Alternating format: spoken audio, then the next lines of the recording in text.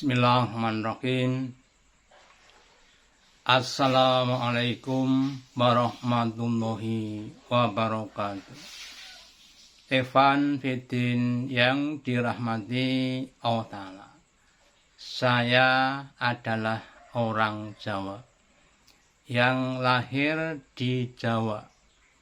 Bapak, ibu saya, kakek, nenek saya adalah orang-orang Jawa. Istri saya orang Jawa.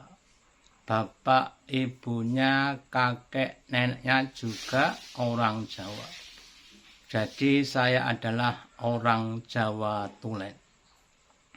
Ketika masih kanak-kanak menjelang hari raya Idul Fitri, nenek saya sering membuat sesajian atau pancenan di atas meja. Mulai dari makanan-makanan sehari-hari. Apakah itu nasi, lauk pauk seperti telur, ayam, dan lain sebagainya. Sampai juga kinang atau rokok atau minuman yang dan sebagainya.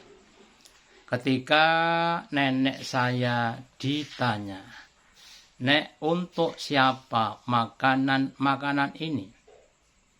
Dia menjawab adalah untuk para leluhur atau para roh-roh dari kakek nenek yang sudah meninggal dunia. Di awalnya kami, karena sebagai anak kecil ya kami diam saja.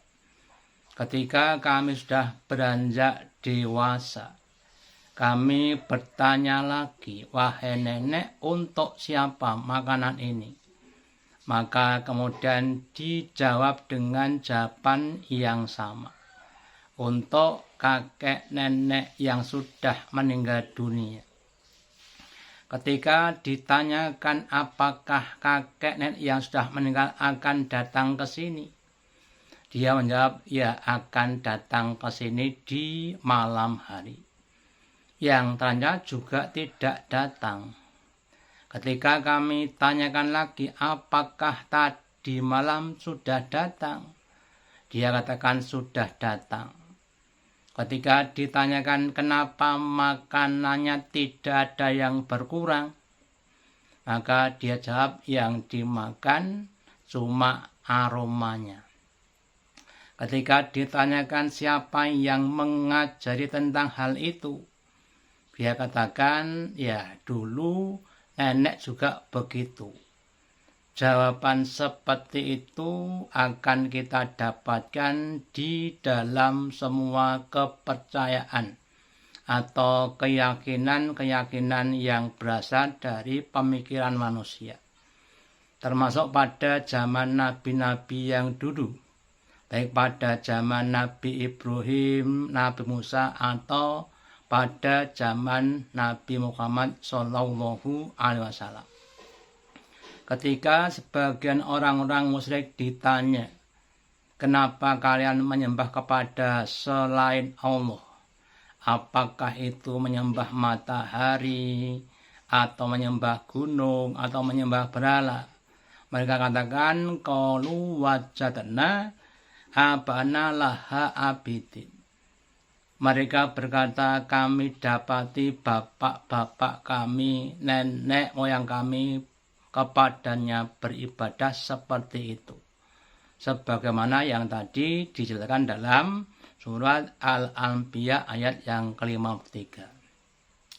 Itulah berbagai macam isme-isme atau kepercayaan yang dibuat atau dianggit berdasarkan pada rasa karsa dan cipta, berdasarkan perasaan, kehendak, dan kemudian mereka menciptakan sendiri tata cara dalam hal beribadah. Maka bagi orang yang sudah beriman kepada Islam, hal seperti itu seharusnya sudah ditinggalkan. Kenapa? Karena itu adalah suatu kepercayaan yang tidak jelas siapa Tuhannya, bagaimana cara ibadahnya, dan lain sebagainya. Sedangkan Islam adalah agama yang diciptakan oleh Allah Ta'ala, Sang penguasa alam semesta, yang menciptakan alam semesta dengan berbagai macam aturan syariah yang lengkap, yang sumul, dan yang kamil, lengkap dan sempurna. Dalam setiap ajarannya, apakah itu sholat, puasa, zakat, dan lain sebagainya, jelas-jelas memberikan manfaat baik dalam kehidupan kita di dunia maupun besok di akhirat. Seperti bab masalah sholat. Sekarang sudah banyak para ilmuwan yang meneliti manfaat atau dampak positif sholat dalam kehidupan kita. Salah satunya adalah menyehatkan badan secara keseluruhan. Karena gerakan-gerakan dalam sholat itu dapat melatih bagian organ tubuh sehingga menjadi bagian tubuh yang sehat. Semoga kita selalu dijaga Allah dari berbagai macam isme-isme kepercayaan yang tidak dapat menuju kepada jalan yang benar, dan semoga kita ditetapkan dalam Islam sampai akhir hayat husnul khotimah. Wassalamualaikum warahmatullahi wabarakatuh.